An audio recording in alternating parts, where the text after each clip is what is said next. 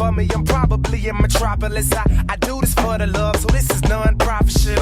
I'm bored walking, so you can call this monopoly. Obviously, my approach to music ain't moderate as my macabre spins. I am the anomaly. Welcome back to another edition of the A-Flow Show podcast. Recording live from Texas Tech University. Some quick housekeeping before we get started. If you are a new listener, and my guest today brought you to the show, subscribe to the podcast. That'd be great. It's real quick. Just go to iTunes and search A-Flow Show and hit the subscribe button. It comes to you free every single week. If you're a returning listener, thank you once again for listening. All the support is greatly appreciated. And right now, my name is Andreas Flores, your host, as always, and I am joined with the Managing Director of Public Media for Texas Tech University, overseeing all of the university's public media outlets, including KTTZ television and radio.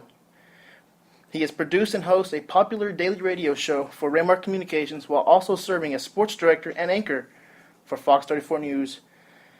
This guy is also the founder and publisher for a Texas Tech-related website and magazine, RedRaidersports.com. Also is a television play-by-play announcer for all Texas Tech produce athletic broadcasts.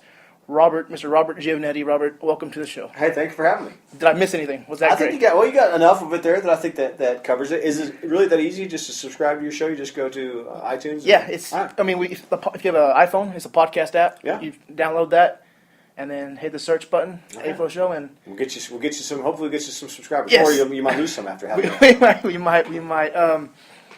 Yeah. So I mean, I think I've already told you this, but a big fan for a long time. Appreciate that. Not many of them left anymore for me. I haven't been on in a while. I've listened to you for a long time and kept up with your work, and you do a good job, man. Well, thank you. Appreciate it. You're kind of a situation where I want to be in, kind of a guy like doing a show and play-by-play, stuff like that. That's something I want to do, so you're a big role model to me. And, Good. I hope that's great, and I think you're getting started. I mean, here's the great thing: you're still in college, you got this podcast, and doing things, and you're making things happen on your own. You're already well ahead of where I ever was at that point. So I guess let's just start basically. I mean, where are you from? Well, I'm originally from New York State. I'm from upstate New York. I was born near Syracuse, New York, and then when I was a kid, we moved down here to Texas. My dad got transferred in his business, so I've grown up, basically grew up in Texas. I went to high school here in Lubbock, went to a Catholic high school, Christ the King, which then after I graduated no longer became a high school, and then they've since reintroduced to high school. So I've been a Lubbock and Texas Tech guy for pretty much my entire life. I actually went to Christ the King. Really? Yes, I started my schooling there, so I guess pre-K to about second grade. I'll be darned. How about that? Small world, right? Yeah. Yes, I went from third grade on till graduation. Wow, okay. How about that? Yeah, that's neat. You play any sports? I love to play basketball. I played golf. I was not very good. Christ King had started a football team when I was there, but I didn't play football. It was funny. I was real. Not that I'm a good size now, but I was real undersized throughout high school. When I graduated high school, I was 5'5", and I was kind of a late bloomer and grew after high school. So I've always loved sports. Kind of like we've heard some other people that have done things that. I always loved sports, but sometimes I was impaired a little bit just physically because I just wasn't, a great natural athlete. So, but I always have tried to participate as much as I could. And you were always a fan, right? Correct. Always a fan. There's no doubt. Who did you grow up liking? Or well, I grew up as a huge Cincinnati Reds fan in baseball because we were from upstate New York, and so there was a farm club for the Reds that was in Geneva, New York, and so we would see these guys come through on their way to the big club, and so I became a Reds fan. I've always been a Dallas Cowboy fan since we moved here, and so I've grown up a Cowboys fan. I'm not really a Rangers fan, or I don't hate the Rangers or the Astros. I'm just not fans of those teams. But I love the Cowboys. My favorite, obviously, is I love Major League Baseball. I love NFL football, but my very favorite to follow is obviously college football, college basketball, college baseball, and Texas Tech primarily in those areas. Favorite player? Just out all-time favorite player? Yeah, Johnny Bench was a catcher for the Reds. He's an Oklahoma boy. I just always loved Johnny Bench, loved the way he played. Very offensive catcher and very good defensive catcher. I always had arguments with Ranger fans through the years that Ivan Rodriguez Pudge was better catcher than Johnny Bench. I always said that Bench was the greatest catcher of all time. So he was probably my favorite player. I love Pete Rose. Love Joe Morgan. Loved all those. As a matter of fact, I've got a little Joe Morgan. You can't see it in here, but it's I got a Joe Morgan little statue up there in my deal. Don't really love Joe Morgan as an announcer, but loved him as a baseball player. As a baseball player, the Reds, and have they won it? When's the last time they won? Well, they won in 1990. Okay. And then that's the last time. But they won back to back in 75 and 76, and then they won again in 90 and haven't won since then. So still waiting for that next one. Oh yeah, but they didn't make the playoffs this year. Didn't make the playoffs this year. No, made last year, but didn't make this year. So a long off season ahead for us long-suffering Reds fans. Well, since you are a Reds fan, I want to talk about Pete Rose. What are your thoughts on Pete Rose? My thoughts on Pete Rose are that he belongs in the Hall of Fame. I don't think there's any proof that I know of. There may be some things that I don't know about, but I don't think there's any proof that he gambled while he played. He clearly gambled as a manager, but he wasn't going to make the Hall of Fame as a manager anyway. I think all-time hits leader. I think what he's done for baseball, what he and he's been punished enough. I think too. Even if you were trying to punish him for what he did as a manager, I think he would admit. I've always thought this about Pete Rose. I wish that somebody would get through to him and say, just apologize. Just say, you know what? I mean, he has in a way, but he's so hard-headed, which all the things that made him great as a player make him probably really awful as a human being, is he's trying to capitalize on some of these things. And I think if he just was contrite a little bit, I think people would probably allow him to be in the Hall of Fame. I think he was, to me, undoubtedly the greatest hitter of all time. Made bad choices. Obviously, I talk to class all the time. Made good choices. That's just a bad choices he made as a manager. He's just got a sickness as gambling. But I think if we were going to pull back the cover on a lot of guys in the Hall of Fame, we probably might not like some of the things we see. And so I think the Hall of Fame, I know they have to have a certain ethical standard. I don't deny that, but it needs to be about what happened on the playing field a lot too. And he's clearly one of the greatest ever to play. In your opinion, he probably will never be in the Hall of Fame? I don't think the way he's going right now, I don't think it looks good for him, just because he just won't be contrite enough, I think, and I think he's so adversarial, and he's still a polarizing figure. I don't know, maybe 20, 30 years from now, I'd like just for him, just because he's got so many demons, I think, that what would be a great gesture for him before he goes ahead and leaves this earth, that he gets into the Hall of Fame. I don't know if he'd ever get to that point, but I'd love to see it happen. I think a lot of his old teammates, I know Johnny Bench, who I just mentioned, he's been really vocal about he doesn't belong in the Hall of Fame. So clearly it's one of those things that there's really no gray area in that. Either people really believe he belongs in or he doesn't belong in. He should be barred. And so I don't think that's what makes it so hard. If there were some gray areas you could work in, I think that might be easier, but people feel really strongly one way or the other. Will we ever see anybody get more hits than him? I mean, is that real? What's the word? Is it reasonable? Could somebody get that? I think they could. I just think that, though, players today, they get so much money. And, back then that he was always hungry and he was always trying to play for that next contract. And I think what happens, you see happen to a lot of the guys now, you see these guys that they come up and are superstars now, and then they flame out a little bit. You look at a guy like, for example, I'll be interested to see how Trout, that plays for the Angels, how he ends up his career, because he's such a shining star right now, and that it's hard to sustain that over years and years and years, I think, when you get so much money that these guys get. And I think back when Rose was playing, that they stayed a little hungrier because they didn't make, they made a lot of money for the time, but it wasn't just the amounts now that we're seeing that are just out of whack with the rest of society. And so I think that made it, and it makes you play longer. And so that's the thing. I think the longevity is obviously the key for like a guy like Pete Rose, who kept playing well, into his 40s. You don't see that nearly as much. What's Jeter now that 40? Is he 40 and he retired? And so, you just don't see it a lot like what Pete Rose did in his time. I'm a big baseball fan as well, so these questions are just coming off my top of my head. But Jeter, is he a first ballot Hall of Famer? I think it's funny. I think yes. I'm not sure that if he was named something else and played for somebody else, he would be. But he's got such an aura attached to him for what and I do say good for him for what he did making his career with the Yankees. And I'm a longtime Yankee hater. Even though I'm from New York, I just never liked the Yankees. The rest of my family liked the Yankees. I just never liked the Yankees. But I've always liked Jeter, and for a lot of reasons. I like the way he conducts himself. I like the way he plays. When you look at the stats, like Keith Olbermann had that rant recently that he didn't. That Jeter's a little overrated. And you can't really argue that when you look at some of the numbers. Matter of fact, when I was watching what Olbermann said, I thought, well, I didn't realize that. There's some things I didn't realize, but I think all reasonable accounts, probably based on what he's done and his reputation, I think he gets in first ballot. Well, I guess We'll find out, I guess, in 5 years. In 5 years, we'll tell. But let's go back to you for a little bit. What did you want to do growing up? I mean, college, you were always a Red Raider? I was always, once we moved here when I was still in elementary school, and I fell in love with Texas Tech. So I always thought that I either wanted to go to college at Tech, or I wanted to be a journalist. I wanted to be a sports writer growing up. I love to write. I still like to write. And I wanted to be a sports writer, and I thought, well, maybe I'll go to the University of Missouri, which has got at the time, and still does, has a really renowned journalism program. It just was kind of a different situation for me. My mother died when I was in high school, so it kind of changed the way I looked at things. And I decided, I probably want to stay closer to home, and I love Texas Tech. And so just because of that nature of that, what happened in personal life and everything, I decided to stay here. But I wasn't one of these guys. I was actually just telling Dean Perlmutter this on the show he does. The farthest thing from my attention was to stay in Lubbock, to do no matter what. I didn't know what I was going to end up doing. I thought I'd finish and then move away and probably hardly ever come back.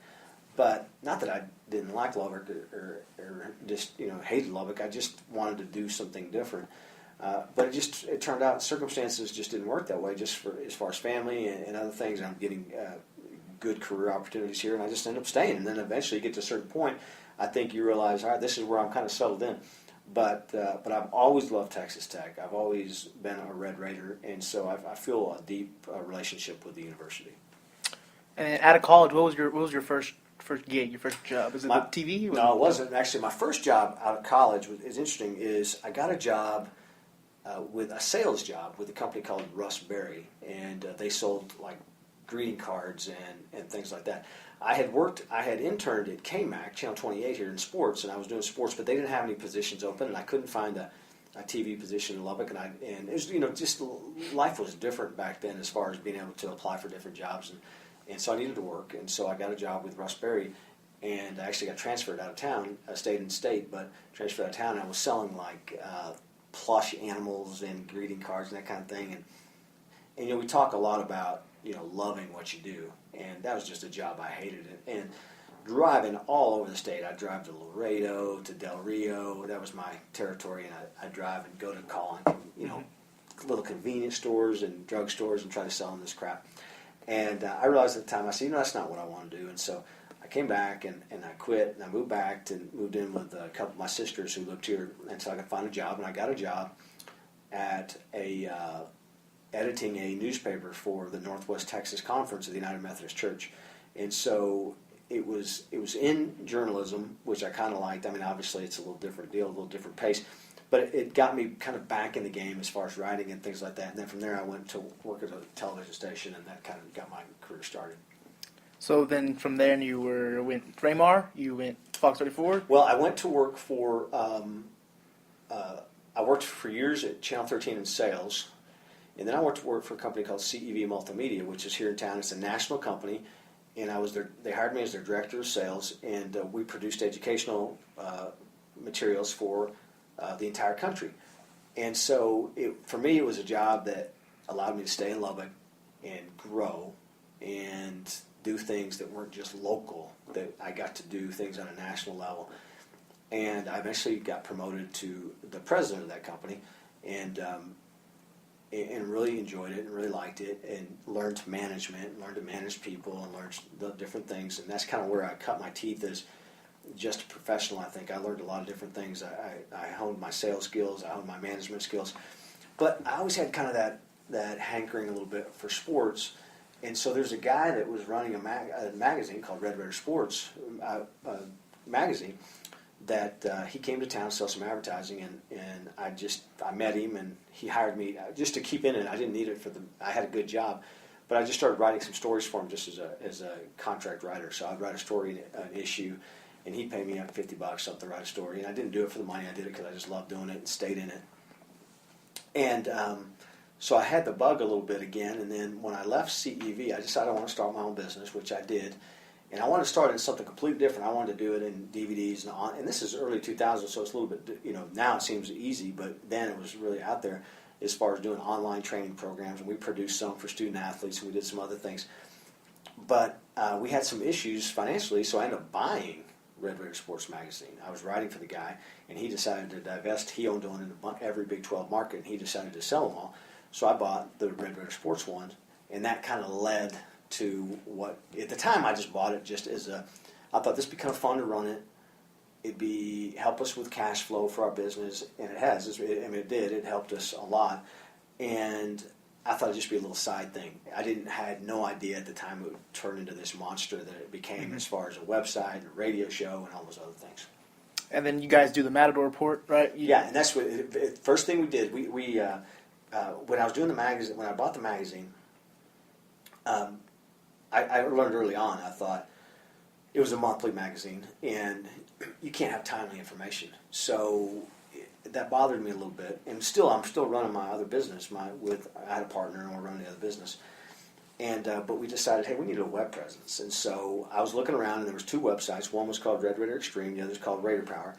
And both were kind of looking at the time for somebody like me who had a print presence, which I did with the magazine, to take over their sites. And so I looked at them both, ended up deciding to go with Rivals.com and Red Raider Extreme. And they had a guy working for them named Chris Level, and Level was just writing for them for like $50 a month or something like that. He was doing something just silly. And he and I became buddies, and when I was telling him I was looking at buying one of those or taking one of those over, he said, I want to go wherever you go. If you take this one, I want to go with you. If you take this one, I want to go with you. So I got Level to come with me to Red Raider Extreme, which we named Red Raider Sports after the magazine.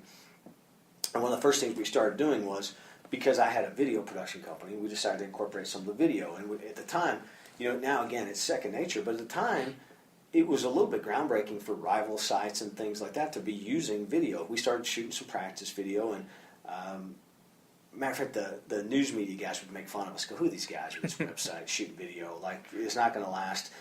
And so one day we decided to do.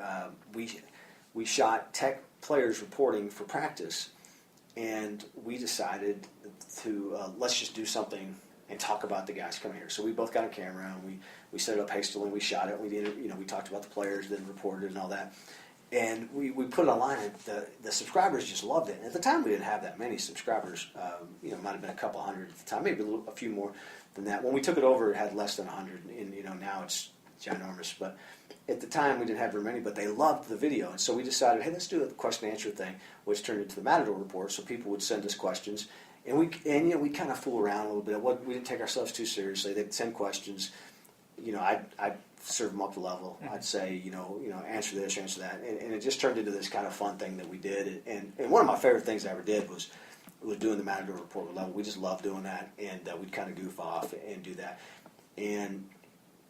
But that led to a couple different people. Level was doing a couple of guest stints on KKM, a radio station, 1340, with Jack Dale, who was like the Red Raider guy at the time.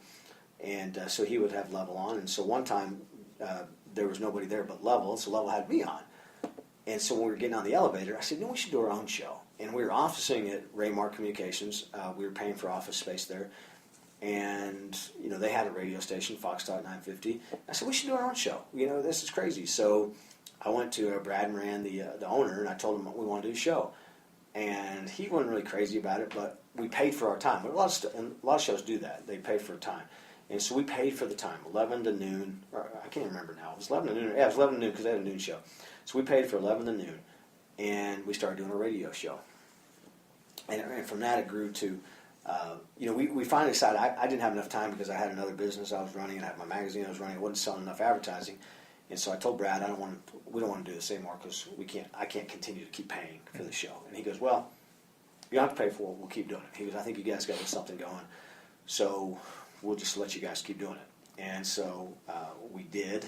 We kept doing it. Eventually we got paid for it, and eventually it became 11 to 1. And from all that sprung, it got bigger and bigger. It got more popular. And from that, basically, we had a good relationship with Coach Leach, especially Level. We had a really good relationship with Coach Leach, and he just called one day and said, you guys want to host my radio show? Hell yeah, we do. And so we started hosting the radio show, and then we started doing We do the lead show on Thursday. We do an assistant coach's show on Monday night. We do it either for, we do it in their office. It was just kind of a fun deal. We started building this thing. And eventually, Raymar decided to start all sport. They want to go after the tech radio rights, and which they ended up getting, and they wanted to start an all sports station, which they did, Double T 104.3. And so we were a big part of that, obviously, because we had the relationship with Coach Leach. We were the only sports show. We moved over our show and for the first couple of years, we stayed on both 104.3 and 950, and eventually now it's just on 104.3. But that's how the whole thing kind of blew up. And from there, they asked me to be the sports director, and so I did the sports on Fox 34 also on top of that. And then the other things that came along with it too. So are you still with RiveterSports.com? No, I had to. When I went over to work for the Chancellor Hans, who hired me in 2011. I just got burned out. I was coming to work at 8 in the morning because I had a real business. I had the magazine. We do the radio show. Then I had to go over to the television side and do the news. And I was staying till, because even after you do the news, and they're a 9 o'clock newscast, they go 9 to 10. You have to put your stories on the website afterwards. Then I had to cut a sports center on the radio. And so I was getting home about 11 or midnight every night. And you have to go to work at 8 in the morning. And, I missed a lot of things. I have one daughter, our only child, and I was missing a lot of the things that she was doing, where we always attended everything, And so I was missing things, and I thought, you know what, I don't really like this, the missing things for my daughter, and I'm spending too many. I was getting just burned out. And so it just happened that Chancellor Hans came along at the right time and offered me a job, and I took it. And when I did that, I had to kind of divest myself of some of the things that might appear to be conflict of interest. Mm-hmm. So you're at Tech Talk, Double T 104.3. We're working with Chris Level as your co-host. Chris Level, yeah. How was that? I mean, I'm sure he's a good guy, but as a fan looking at him, he's always just intimidating kind of a guy. He's a big guy. Yeah. Matter of fact, when people saw us on television or saw us do stuff together, and they'd see me in real life, they'd say, "We were taller than I thought," because they thought I just was a shrimp compared to Level. He's 6'7". He's big. He's big. He's a big guy. But he's he's probably, he's one of my very best friends in the entire world. He and I have been through a lot together. That was the hardest thing for me to leave all that, was to leave my relationship with Level, because, every day, it's funny because there was a door. I had an office, he had an office, and there was this glass door kind of in the hallway. So we would use the glass door as a reflection. We'd look at each other as like looking in a mirror when we were talking to each other, and we just did that for a lot of years.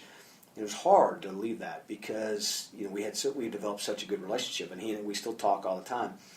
And he's as good as advertised. He could go do this anywhere he wanted. He's a big time talent.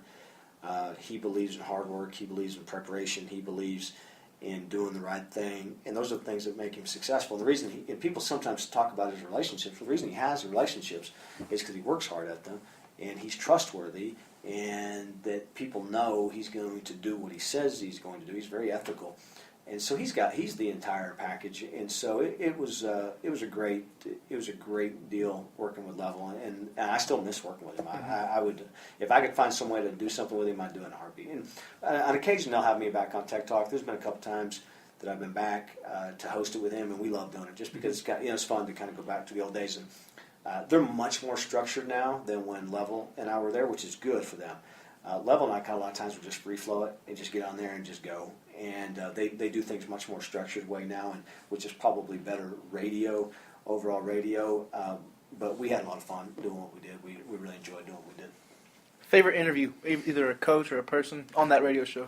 My favorite interview was definitely Michael Lewis, who was, and Level talked about that to our class. We had him on. He's a big time writer.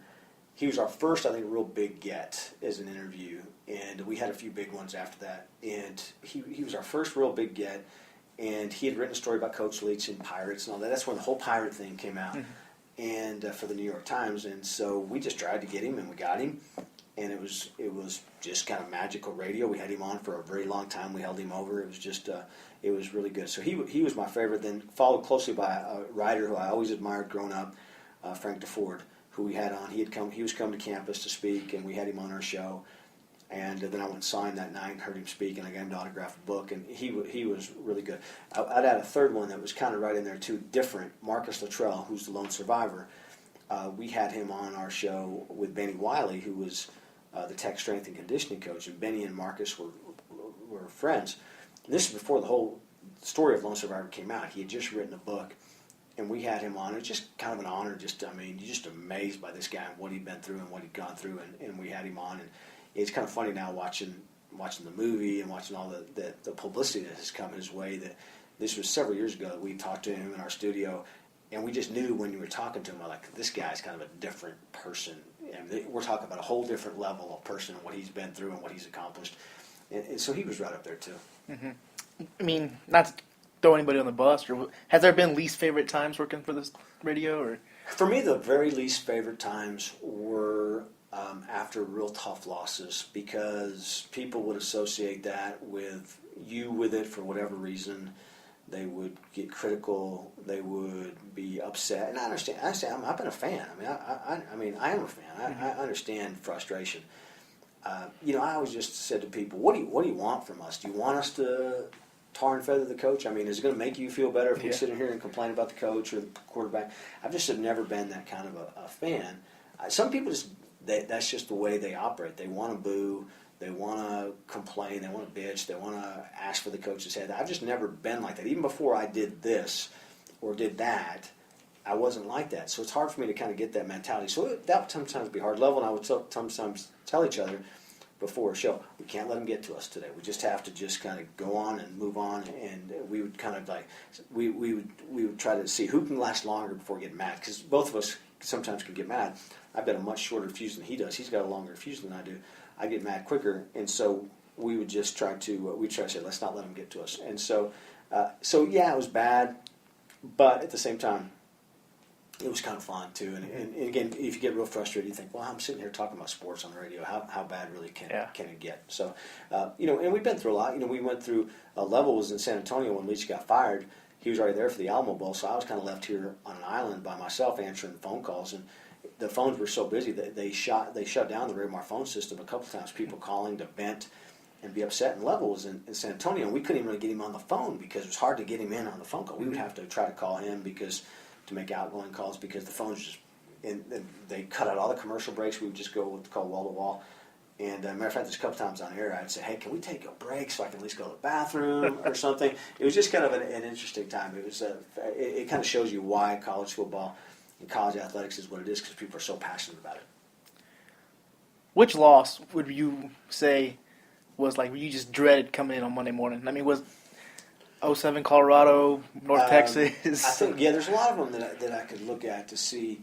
I'm trying to think of the one. It was Graham's sophomore year against Missouri. He threw some picks, and it was at home. And we Chris lost. Todd and everyone. Yes, and there was kind of a little quarterback controversy, and Graham threw his helmet, and basically told the fans what they could do with themselves because they were booing him. And it just always amazed me because just the week before he had thrown a touchdown pass to Robert Johnson, at the end of the game against A&M to win the game. He comes home and he has a bad performance, and he would agree it was a bad performance.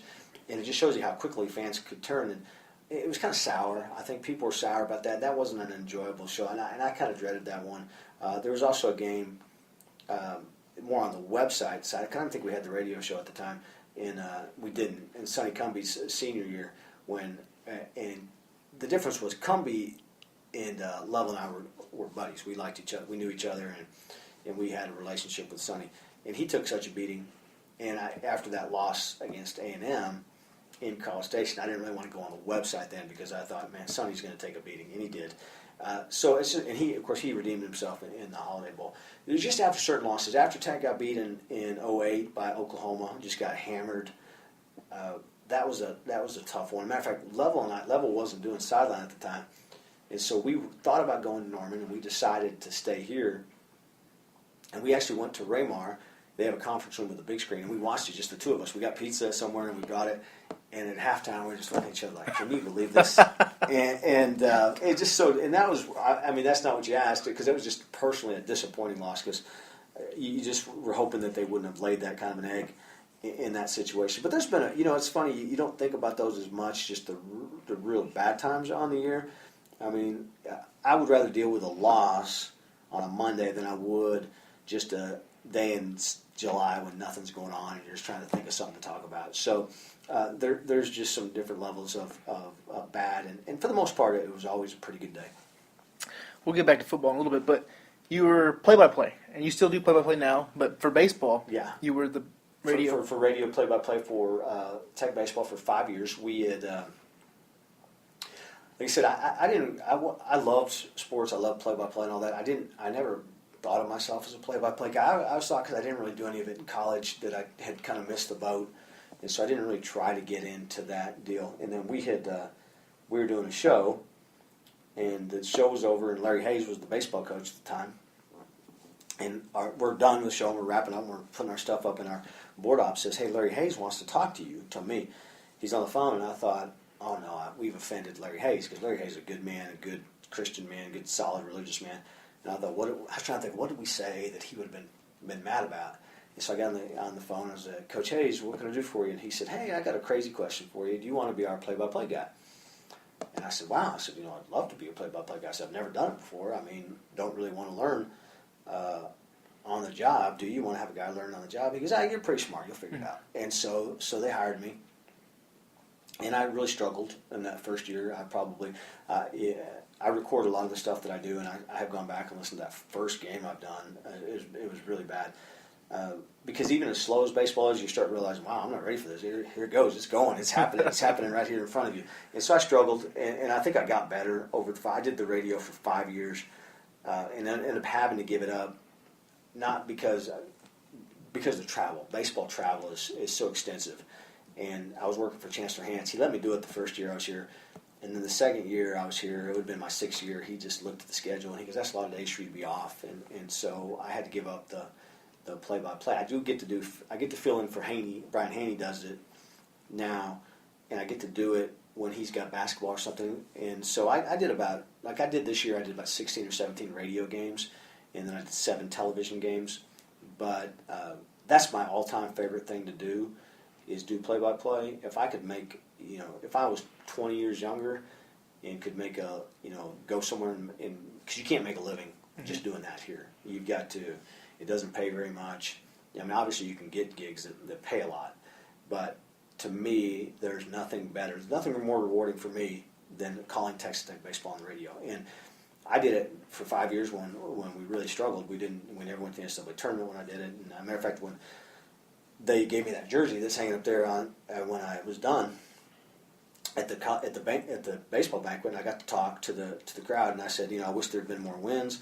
I wish there had been a lot more. I wish I could talk about that regional I went and covered, but didn't happen that. But I wouldn't trade it for anything. I love the players. I love the camaraderie of being around the guys and doing those things. So it was good. It was fun, and I still get to dip my toe in a little bit by doing some when Haney can't do it, and then I get to do all the Tech TV stuff, and that's volleyball, hoops for men's and women's, and baseball. So I still get and I get to do the spring football game level. We did it last year together, so that's always fun too. So talk about this past baseball season, College World Series, Omaha. I mean, well, it's just I always thought, I knew that Tim Tadlock was good, and I knew he'd win. I don't think anybody's expected what we saw last year. It just a perfect storm with what they really worked with that pitching staff. They started really playing really fundamentally sound defensively. They didn't really have just a one guy that was like their go-to guy. I mean, Gutierrez obviously was really good. You've got Neslony was really good offensively, but you didn't have like that bell cow offensively. But they were so good defensively, and they were so smart. They started playing, and then the pitching staff got right at the exact right time, and so they pitched so well. I don't think I've ever seen a group pitch as well as I saw that group pitch through the regional and the super regional. And I mean, to win 2-1 nothing games in the super regional, I mean, it's unheard of. It never happened before, and it's just perfect storm. And I think what you're going to see now is just basically just build on that. I mean, the recruiting has been, they had a great recruiting class coming in already before last year. Now they've got the 13th ranked class coming in. They're doing lights out recruiting right now. I mean, you're going to see this baseball program be expected to go to Omaha now year in and year out. The reason I think they're going to be really good is Tadlock. And he told me, it's funny, after when everyone's on the field celebrating after the super regional, going to Omaha, and he looked at me and everyone's all satisfied. He's like, "Hey Gio, we're not done. We're going to do something in Omaha." And so I know he's not a guy that's just satisfied with just getting there. He's not going to be satisfied until they're holding the trophy up over their heads and dogpiling. in Omaha. And I don't really have a doubt that if somebody would ask me, hey, what do I think the next if there's a Tech program that's going to win a national championship, I think it would be baseball. I just think that they've got. I mean, it's hard to do. It's so hard to do because you got to get through a long season. You got to get through the Big 12 tournament. You got to get through the regional. You got to get through a super regional. Then go to Omaha, and it's a tough slate in Omaha. So I don't think you can expect them to do it. But I think if you had to go, say, hey, I got to really pick a team, I think your odds are best with the baseball program. I mean, we're cut short on time. We have about 9 minutes left, but I can see knock some of these out as quickly as possible. Tech football, 2008 season, the best ever probably? Yeah, it's pretty close. I would say 2008 or, I'm an older guy, so I can look back at 73 and 76. That 73 team was really good. They lost to Texas in Austin, and kind of on a fluke play, they kind of put them way behind, and they were pretty much unbeatable. Well, they were unbeatable. They didn't get beat after that, and then they went and beat a really good Tennessee team in the Gator Bowl. That was a pretty solid team, really good defensively. Had a good quarterback, and Joe Barnes had an All-American at tight end, and Andre Tillman. Then in '76, they were ranked 5th in the country, and at 10-0, and then they hosted Houston here, and got beat. And if they'd won, they would have gone on to the Cotton Bowl. At the time, that was the carrot at the end of the stick. If you won the Southwest Conference, go to the Cotton Bowl.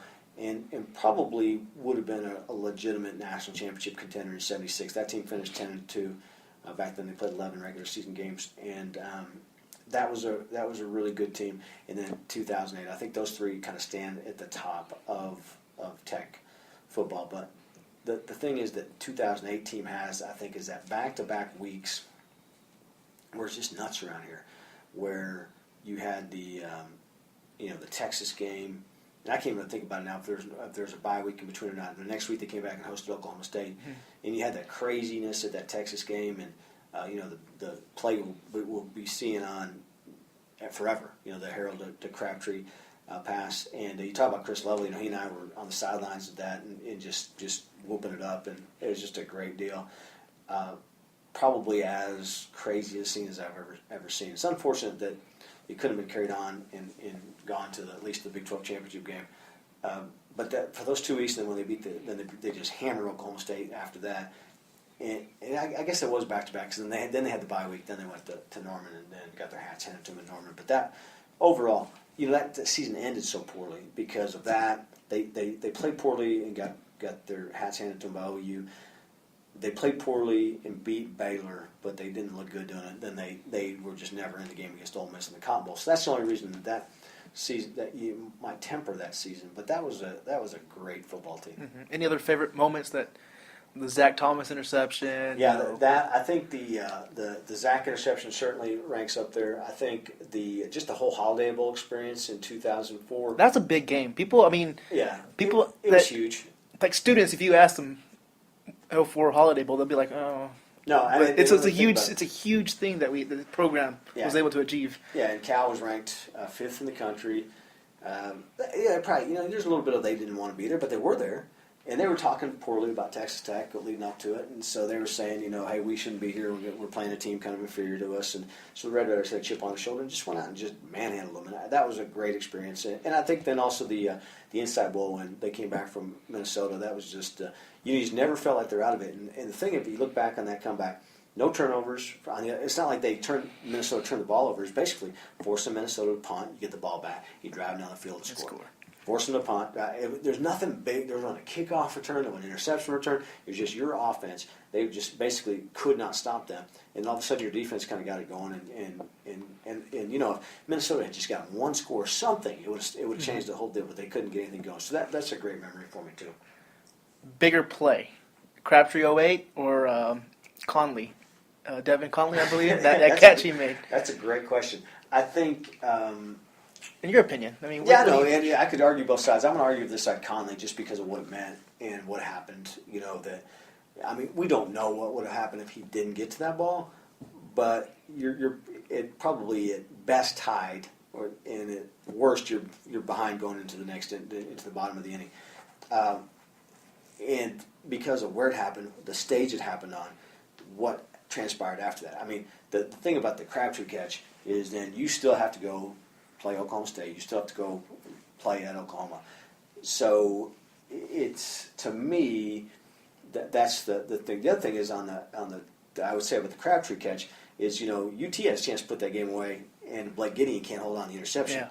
And if that happens, we're not even talking about Crabtree. But the Conley deal, I think, so many more just implications of where the program was, where it's headed. Plus, I'm a baseball guy, so I'm a little bit more biased towards the baseball team. But that was the greatest catch ever. And I mean, I didn't think about this till now, but since you do work in the chancellor's office, or we're here in the admin building, Right. Mike Leach, I mean, can we talk about that? Yeah, I don't work for the Chancellor anymore. I work for President Nelson now, but I mean, you always work for Chancellor Hanson. Chancellor Hanson not here, but I think Coach Leach just an unfortunate situation. I think probably both parties have maybe realized since then, hey, we had it pretty good when he was here. He was always really good to us, and great coach. Clearly, I mean, you can see now what he's doing in Washington State. He's kind of getting them turned around, and they were way behind against Utah this weekend, and he leads them back to a comeback. Unfortunate what happened. Unfortunate the way the whole thing played out. But really not much that you can. I mean, there's nothing you can do about it now. That's why I try to tell people that are still kind of bitter about it, still hanging on. Nothing you can do. Mm-hmm. He's not coming back, and he's happy now. He's got himself in a good spot, in a good situation. He's in a spot where he's got a good job, and he's happy. And so I would hope that our fans kind of rally behind Cliff now, and because he is one of us too. He's a Red Raider, and he needs 100% support. I always thought that about Tommy Tuberville, and I think Tuberville brought a lot of this on himself just because of his personality, but he never got 100% support of the fan base. It's funny because people say, well, Tuberville was already hired before. There's a conspiracy theorist. You can always find conspiracy theories saying Tuberville had the job before Leach was even fired, which is just baloney. It's difficult to think that people even believe that kind of stuff. But he could have done more to endear himself, I think, to the fans here, but he didn't. And then there was just a natural dislike of him because of what happened with Leach, and it just created this chasm between the fan base. And I would hope that with Cliff here that eventually gets resolved. And because again, Mike's not coming back, and he's got a good job. He's in a good situation, and hopefully we're in a good situation here. I think with Cliff. Mm-hmm. Well, Joe, we're about out of time. All right. I appreciate you. I know it did. I was like, man, where's this time going? And well, maybe we can do it again sometime down the road. Hey, anytime. You just come in anytime with your equipment, and we'll get it done. All right. Real quick. Any future plans? Are you going to get back into radio, or you good here? Well, I've got a pretty good gig here, so hopefully I can keep it going and keep President House happy, and do some things with public broadcasting. I do a couple of radio things on our NPR station. I'm always going to hopefully keep my hand in the in athletic pie and keep doing the. It is a young person's game. I don't have a whole lot of years left in me doing the play-by-play stuff, so I'm going to ride it as long as I can. So hopefully I'll get to do some radio when Haney can't do it. Hopefully I'll keep getting to do the TV stuff and just go from there. All right. And advice to anybody trying to get into radio or play-by-play? I think just practice. I think repetition makes you better at anything. I think work hard. Be the hardest worker in the room. One thing I learned from Chancellor Hanson is, look, we've got 24 hours in the day. There's always going to be somebody better looking than you. There's always going to be somebody that has more money than you. There's always going to be somebody that has a better situation. But you can outwork everybody. And I try to do that when I get a situation, is that because I realize there's plenty of people that if I were to quit today doing the play-by-play stuff, there's 20 guys, 30 guys, 40 guys, 50 guys that would want to do what I'm doing. And so I try to not ever take that for granted, and I try to work hard all the time, and I try to get better, and I try to look at what I can do better. And I think that's what I just tell you in anything you're doing, no matter what you want to do, you can always be better, and be not too critical, but look at yourself and understand what you can do wrong and what you can do better, and realize what you do right, and capitalize on that, play to your strengths. All righty, there you have it. And your Twitter, Robert Gio, at Robert Gio? At Robert Gio, yes. Robert Gio. Yeah, you need to follow me. I need to get up to, I'm not in levels numbers, I need to get up to, I'm still trying to, I'm just over 3,000. I need to climb that number. All righty, so follow him, and then follow me at A-Flow Radio, and subscribe to the podcast on iTunes. Robert Giovannetti, thank you so much. A-Flow, thank you very much for having me. All righty, goodbye.